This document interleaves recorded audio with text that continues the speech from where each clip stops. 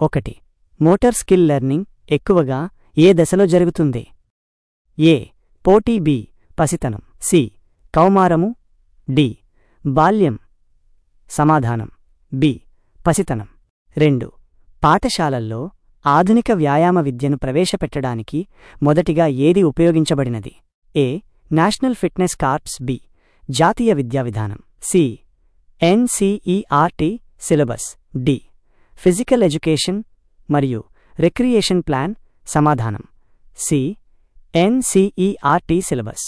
3. దృఢమైన మనస్సు దృఢమైన శరీరం అని అన్నది ఎవరో చెప్పినది? A. John Locke. B. Swami Vivekananda. C. JP Thomas. D. Charles ఎక్ బుచర్. సమాధానం B. Swami Vivekananda. 4.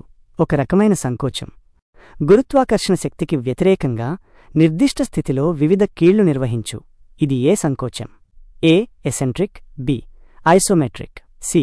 Isotonic. D. Isokinetic. సమాధానం బి. ఐసోమెట్రిక్. 5. మానవ శరీరంలో గరిష్ట ఏరోబిక్ జీవక్రియలో ఉపయోగించే ఆక్సిజన్ పరిమాణాన్ని ఏ అనే? ఏ.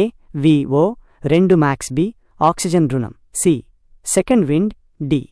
శ్వాసకోశ సంకోచం. సమాధానం ఏ. VO 2 max. 6.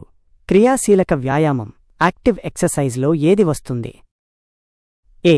నిష్క్రియ. బి. క్రియాశీలక. సి. ఏరోబిక్. డి. ఎక్రాస్టిక్. సమాధానం బి. క్రియాశీలక. 7. ఫెన్సింగ్లో ఉపయోగించే పరికరాలు ఏవి? A. Rowing. B. Kayaking. C. Skating. D. Fencing. సమాధానం డి. ఫెన్సింగ్. 8.